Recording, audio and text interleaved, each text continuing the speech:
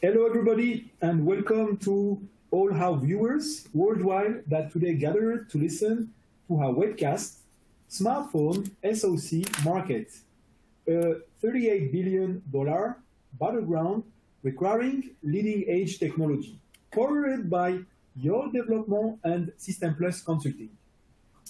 I am Faisal Kamasi.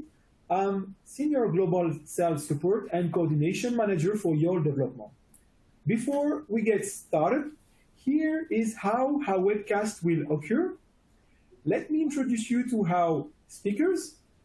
Adrian Sanchez, Technology and Market Analyst, Computing and Software at Your Development, and Yingwu Liu, Technology and Cost Analysis at System Plus Consulting, will both do a 15-minute presentation each on leading-edge smartphone, SoC, market, and its technology trends.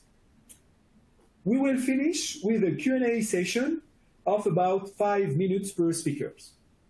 Before we get started, I remind you that you are encouraged to submit questions to our analysts during all the live events using the Ask a Question windows at the bottom of the screen. Questions will be answered right after the presentation. In case we don't have time to answer all of them, we will follow up with you by email. To conclude, this live event is recorded. You will receive tomorrow an email with the link to access the recorded session. So let's start the webcast. Adrian, the floor is yours.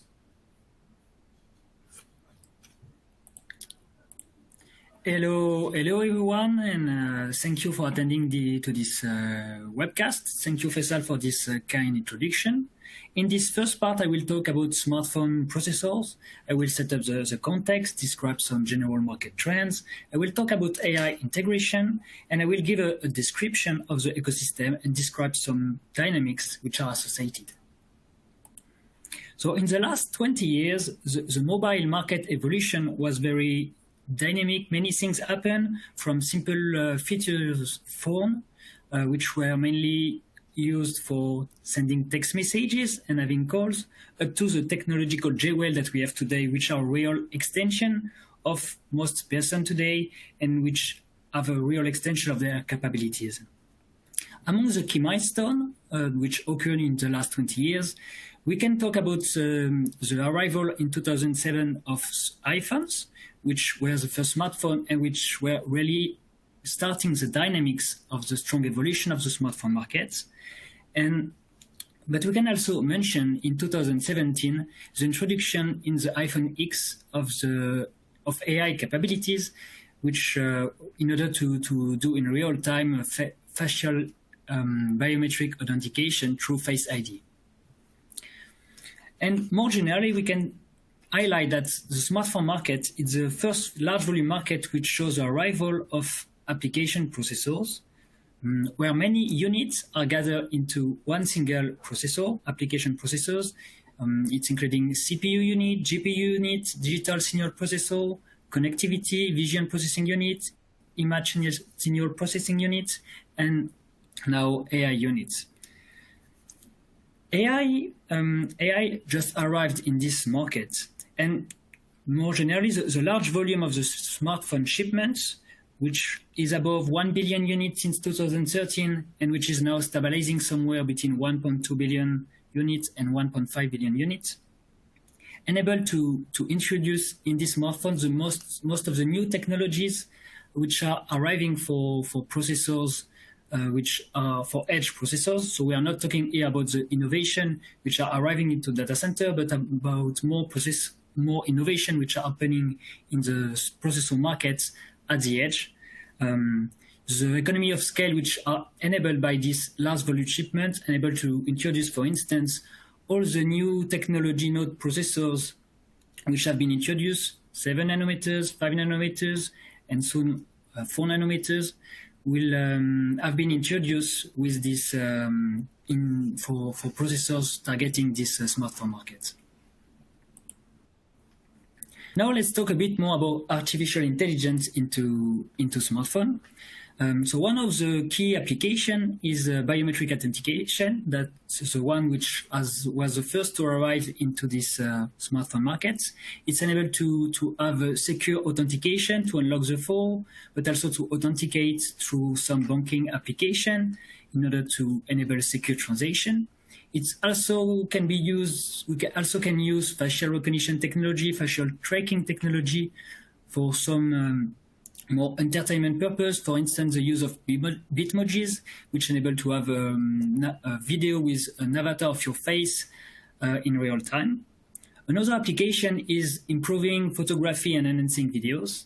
It's enabled to recognize what is happening in the scene in order to apply the best setting to get the best result in terms of pictures and videos. We'll see that some example of this application later in this presentation. Personal assistant is another key application for artificial intelligence into the smartphone. They can have different level of integration of this application between edge and cloud. But the trend is to have more and more a wider and wider part of the workload for this specific application, which is done at the edge. Before it was only keyword spotting, OK Google, Hi Siri, that kind of keyword, and now we have more and more parts of the workload which are done at the edge, including speech-to-text translation or basic natural language processing. It's important to notice that the full personal assistant will not be done at the edge in the coming years, as natural language processing models, the more advanced one, have too wide, too big to be done at the edge on a smartphone. Another key use case for AI inferences is improving the user experience through some habit identification technologies. The purpose is to understand the habit of a user and to automatize some operation in order to make its life easier.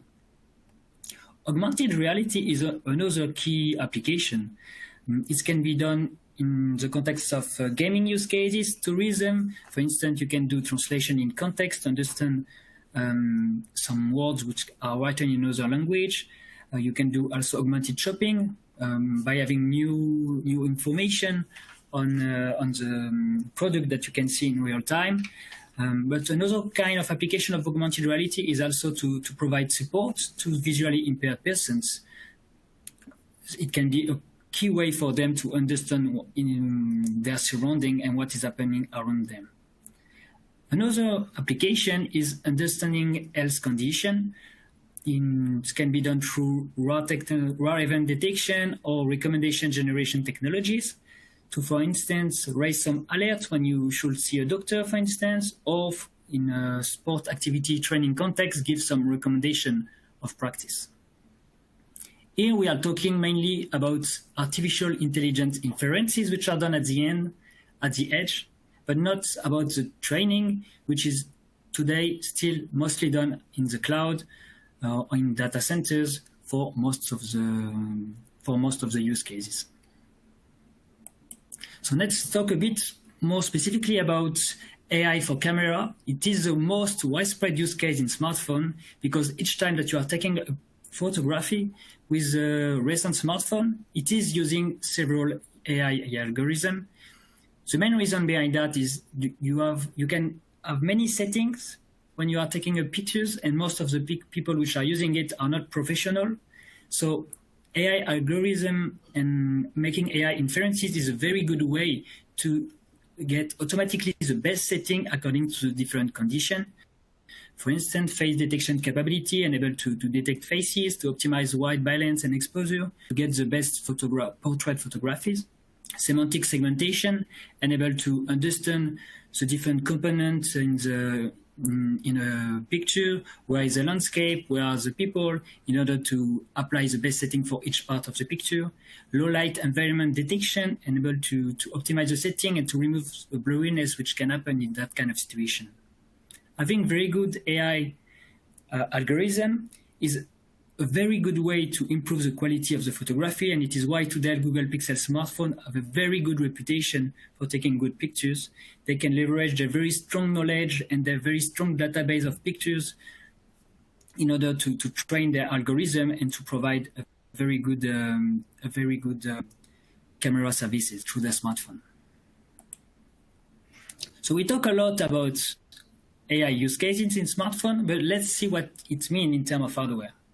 So in order to be able to do all these AI inferences in real time, you need to have a specific silicon area on your processors, which will be enabled to accelerate these AI inferences in real time, which means accelerate the mathematical operation which are behind the deep learning algorithm mainly used in this for this AI inferences algorithm. It means that you need to accelerate some matrix multiplication accumulate operation, some nonlinear operation in order to do them faster and in a more energy efficient way than with traditional CPU or GPU units. It can have many different names. For instance, Apple call it its neural engine. Huawei and Samsung are calling it neural processing units, NPU. MediaTek is calling it AI processing units. Qualcomm is calling it Hexagon DSP. There are many different names, but at the end, the purpose of all these units is to accelerate the inferences in order to do them faster in a more energy efficient way. And so 5 years ago, AI unit was introducing in application processing units into smartphone. And now they are in all high-end smartphones, they are all mid-end smartphones, and it will be soon in all low-end smartphones. It's becoming a commodity unit into application processing units. And it's working together with the other units in doing something which is called heterogeneous computing. So for instance, when you have AI inferences which is coming to the application processing units, heterogeneous computing is distributing the different workloads through the different units according how this specific workload is fitting the specificities of the different units, but also according how busy these units are in real time. For instance, if the GPU unit is very busy doing some heavy graphical operation, the CPU and the CPU unit and the AI unit will mainly handle it. So now let's talk a bit more about the ecosystem. So there are two main kind of application processor players. The first type of players is the smartphone OEMs, which are developing their own custom processors. For instance, Apple, Samsung, Huawei, Google, and they are using their custom processor in their product, even if they can also use at the same time for other products from other players. And the second type of players is fabless processor players, which are selling their application processor to all the different smartphone OEMs. The more popular are and the one which are leading the market are Qualcomm, MediaTek, SoC. It is very difficult to build a custom SoC, and some players tried to do it in the past, but they didn't succeed to get a competitive application processing unit. It's, for instance, the case for LG or Xiaomi. Even if it's worth mentioning today that Vivo and Xiaomi are developing custom image signal processing in addition to the application processor that they are unit. So it's something which is redundant as the application processor that they are unit, or also have an ISP. They can have different reasons for them to develop this redundant standalone image signal processor. One of them is to differentiate from the competition, because it may be difficult to differentiate from the competition when every player is using the last Snapdragon in their high-end product.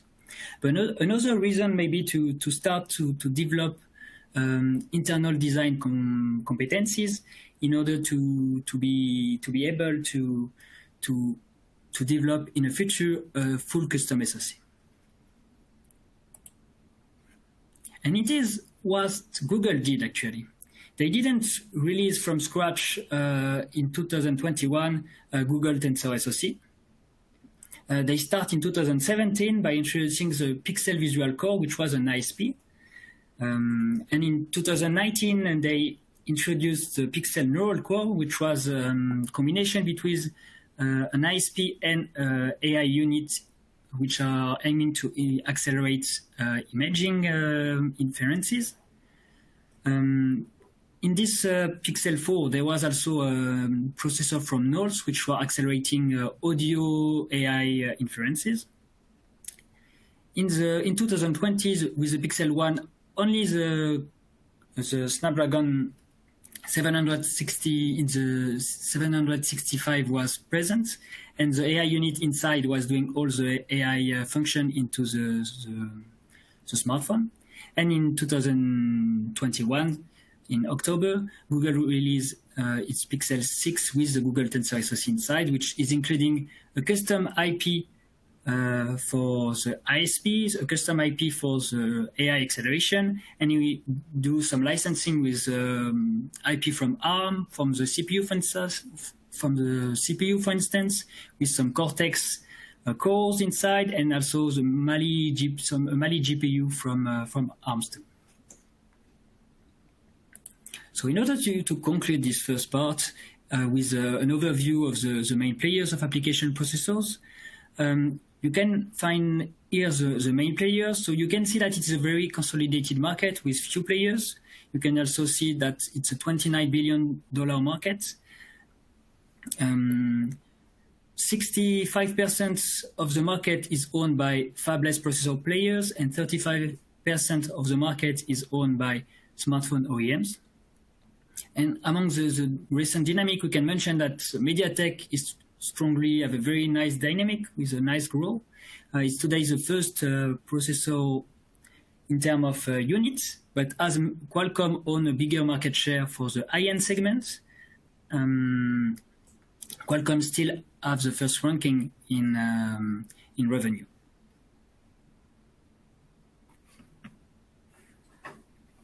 Thank you very much, Adrien, for your very clear presentation.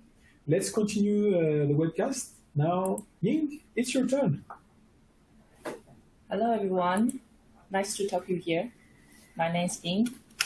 I'm from System Plus, a part of your group. As your group focuses on the market research, System Plus, we do the physical analysis, teardown, and cost analysis. We analyze almost all kinds of chip, packaging, and even the system level. And today I will focus on the smartphone SoC, of course. So for the smartphone, we dismantle it and we take its heart, which is the SoC manufactured in 5nm technology. Then we will talk about the SoC, the packaging part, how the SoC is packaged. The trend is that the SoC has its SRAM cache, but it also integrates an external DRAM and with the other kinds of the packaging. So we will talk about the sourcing. Then we will go forward to the die view, talk about the manufacturing and the FinFET technology.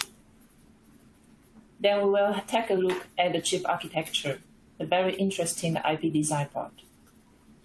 In the end, we will talk about how we analyze the cost. So here is the timeline of the SoC. After TSMC announced their 7nm mass production in 2018 and Samsung in 2019. In 2020, we entered the 5nm era. TSMC introduced this technology in Q1, Samsung introduced in Q2, and the first chip come out. It's the Apple A14.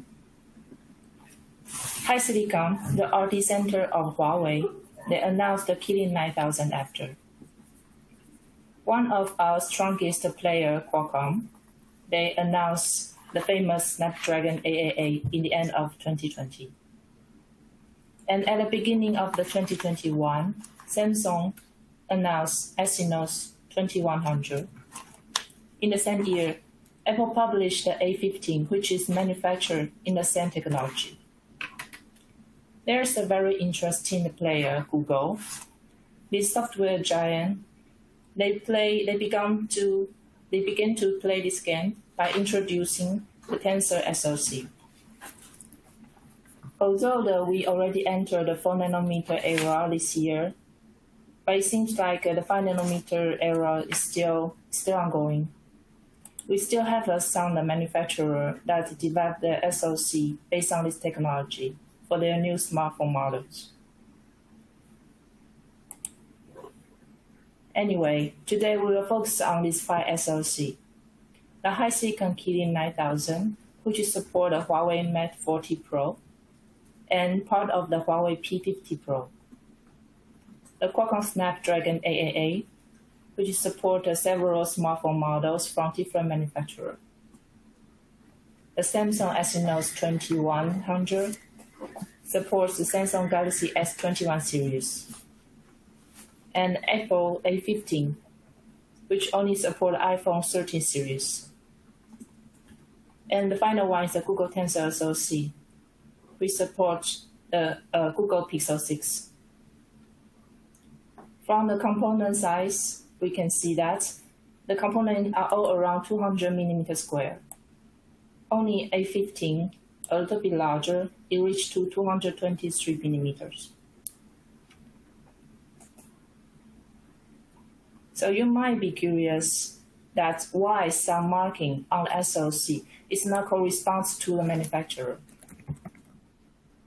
In fact, it's because the DRAM package is stacked above the SoC package. For HiSilicon and Qualcomm, they use this advanced POP ball grid array packaging to package the SoC die and DRAM. Samsung and Google, they use the IPOP. And Apple, they use the Info POP uniquely. Here is the cross-section of the Apple A15, which uses the Info POP packaging. Info means integrated fan-out wafer-level packaging. One of the remarkable features of the Info packaging is the TIV. They take TIV as an interconnect to connect the DRAM solder ball to the processor substrate. And you can see here, the DRAM is stacked above the SoC die, and the SoC die is integrated in the embedded layer, just as TIV. As to IPOP, which is used to package Exynos and Google Tensor, we can see from the cross-section, the DRAM package board is not directly connected to the substrate below the SoC die. In fact, for SoC package, they use two kinds of substrate. One is top, another is bottom, and the SoC die is integrated in the embedded layers. In the same layer, there is an embedded solder ball. It's a tin-based solder ball that helps to connect the top substrate and the bottom substrate. Regarding the advanced POP ball grid array package, which is used to package Qualcomm Snapdragon and HiSilicon Kirin 9000, it's the same concept and structure as IPOP, but they use the copper core solder ball to connect the top substrate and the bottom substrate. Other part is similar. DRAM stacked it above the SoC die, and the SoC die embedded to the embedded layer. Okay, let's go back to the DRAM part. So as mentioned before, we see a different marking on each manufacturer's SoC. And in System Plus, we did more than one tear down for each smartphone models. And we found that for HiSilicon, they use the Samsung and the SK Hynix. Qualcomm used the Samsung and Micron. Samsung only use their own DRAM, which is quite logical because Samsung is one of the biggest DRAM manufacturer in the world. Apple used the Samsung and also the Hynix, SK Hynix. Google Tensor used Micron and Samsung. So after we separate the DRAM package above, we can see the die. And to manufacture the die in 5 nanometer process, there are only 2 foundries have this capacity, TSMC and Samsung. And if we see the overview of the SoC die, we can see the size is around 100 millimeter square. Only Exynos 2100, a little bit larger, it's 123 millimeter square. We have several parameters to help us identify the manufacturer and the technology. So after we delayer the die, we can see the FinFET and SRAM. And we can measure the CPP. CPP means contact poly pitch, which is the gate pitch, and also the fin pitch to decide it's a TSMC or Samsung. For example, TSMC has a 50 nanometers, and Samsung has 54. And for the fin pitch, TSMC has 25, while Samsung has 27. Also, the SRAM B cell size can be an indication too. For TSMC, it's 0.021 micrometer square, and Samsung has 0.026. The numbers are close sometimes, so it's not very easy to distinguish the technology. But if we see from the motif of the FinFET and SRAM, we can see the difference. And furthermore, if we see the cross-section from TM view, you can see the structure on the fin and the gate are quite different too.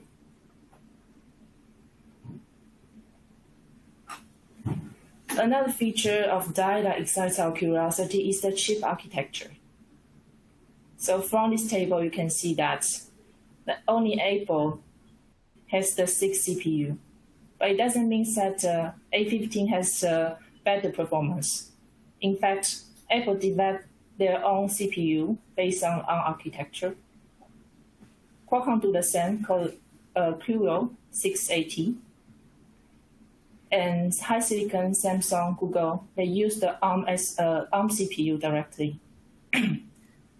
Anyway, ARM dominates the CPU architecture still. Concerning the GPU, Apple and Qualcomm, they developed their own GPU. HiSilicon, he developed Kirin Gaming Plus 3, but he also used the ARM Mali G78. Samsung and Google, they use the ARM Mali G78 directly. And as Sajjan just mentioned, AI units become more and more important. In fact, each manufacturer, they have their own design on this part. The floor plan analysis could reveal more details for this part. Here is an example of the floor plan. All the motif you can see in the graph. For example, the ARM CPU X1 and A76, A55, and there is a L2 SRAM cache shared by the CPU. GPU is here, G78, sorry. And here, NPU, the neural process unit, which represents AI units. In general, each manufacturer has their own configuration on their floor plan, the IP blocks. And from this chart, in the corner, we can see that the CPU, GPU, and AI units, they all take different percentage of the SoC die based on different manufacturers.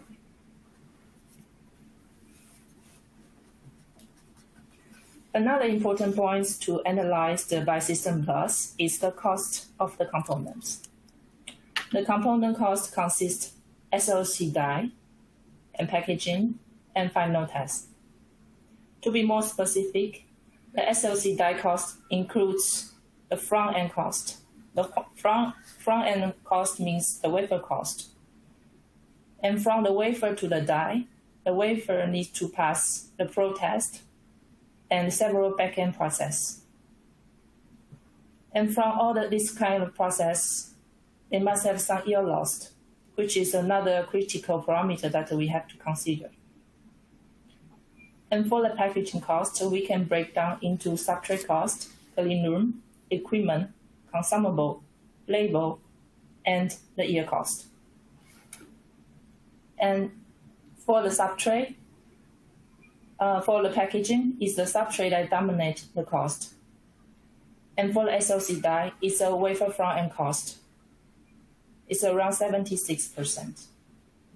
This number are calculated based on the 5 SoC that we show in this presentation.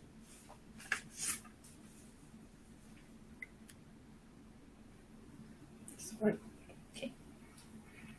So we calculate the component cost with the summation of die cost, packaging cost, and the final test cost.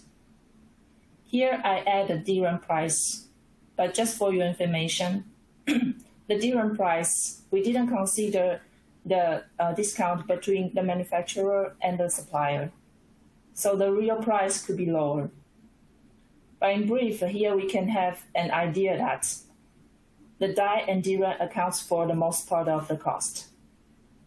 For the die is around 21 USD and DRAM is around 29. So 2022, we are in the 4 nanometer era. Both Samsung and TSMC, they started their mass production of a 4 nanometer SoC for new smartphone models. Samsung published the Exynos 2200 SoC. Qualcomm announced the Snapdragon 8 Gen 1. They are manufactured by Samsung 4 nanometer process. MediaTek, he announced the Dimensity 9000, which is manufactured by TSMC 4 nanometer process. System Plus will analyze these 3 SoC in the following months. So please stay tuned with us. And that's all my part. Thank you for your attention. I hope my presentation helped you to understand the 5 nanometer technology better. Thank you. Thank you very much, Ying. Very interesting presentation. So now it's time for the Q&A session. So we receive a lot of questions. So let's go for the first one for you, Adrian.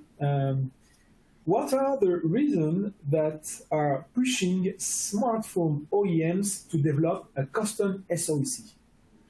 Thank you for this question. That they can have different reasons which are pushing smartphone OEMs to go in this direction. The first one can be an easy one that you all understand in this context, is to have a better supply control in this context of semiconductor shortage. That's an obvious one. It's also be a way for them to gain independence from the fabless and to increase some of their negotiating power. If you have another solution that will help you in the negotiation. It's also another reason may also to optimize the hardware and software, how they work together, how they are fitting together. For instance, for Apple, it's even more true because they have their custom OS that they can optimize their hardware for their software, for their OS. Everything is optimized together. But even for the other players, you can make some optimization at this level. And the last reason may also to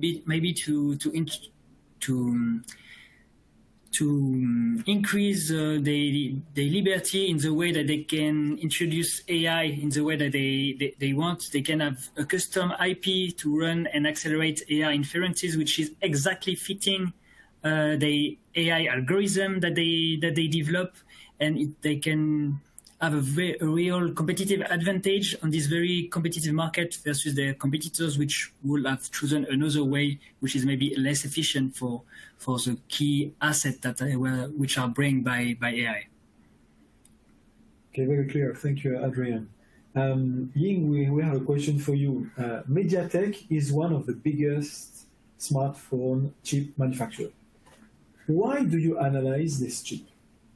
That's the question. In fact, MediaTek is a little bit behind because he just announced the 5 nanometer SoC this year.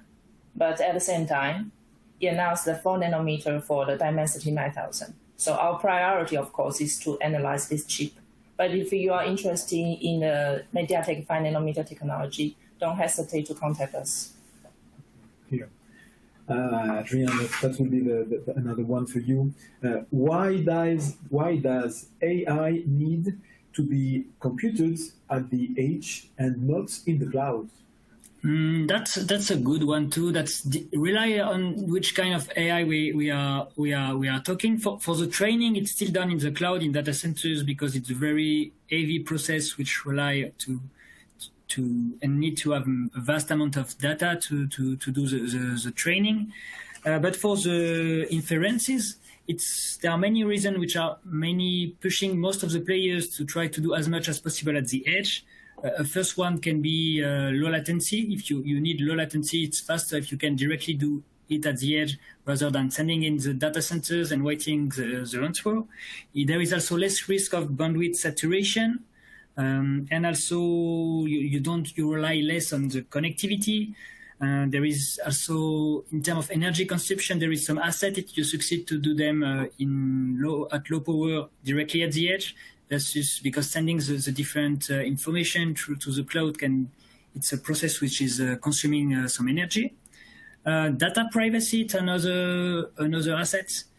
Of doing them at the edge, your data stay in your device. Especially, it can be very sensitive for biometric data, medical data, or maybe camera stream. That kind of stuff is a very strong asset to keep them at the edge. And yes, the last one is also link. Is always related to cybersecurity. If you don't send data, there are less risks that this data are hacked by someone which maybe have bad intention. Okay, thank you. Maybe we have time for a last question. Ying, that will be for you. Could you explain the high proportion of GPU on floor plan? That was a question coming from one of your slides, slide number 18. Okay, it's from the floor plan. I think it's the chart in the corner. I think it's GPU because it accounts for the biggest area on the die. And yes, it's very interesting why all the manufacturers that they do this. In fact, except for the photos functionality, that everyone wants to take a photo and update and share the video and so on. And they also want to make this smartphone into a gaming machine on your hands. For example, the newest, the Snapdragon 8 Gen 1, the 4 nanometer SoC that we are going to analyze. Qualcomm say that it's the first Snapdragon platform to showcase the Unreal Engine 5. So why is the Unreal Engine 5? In fact, it's a 3D computer graphic game engine. So all the manufacturers, they are competing in this part. So the GPU part are more and they're more and more important, just like AI. Okay, thank you very much. We have other questions, but the webcast is now ending. We will answer the remaining question by email. Thank you, Adrian. Thank you, Ying, for your time and analysis. To everyone, you will soon receive an email with the link to the recording session within 24 hours. But please note that the presentation is already available and can be downloaded from the resources section of the platform on the bottom of your screen. Feel free to share the presentation with colleagues or send them the link to access the reply. Finally, please let me remind you that you can find all our reports and monitors on our website, www.i-micronews.com. Do not hesitate to contact us if you have additional questions. You can find our contact details on the last slide of the presentation. Thank you all for joining us today. Have a good day and take care.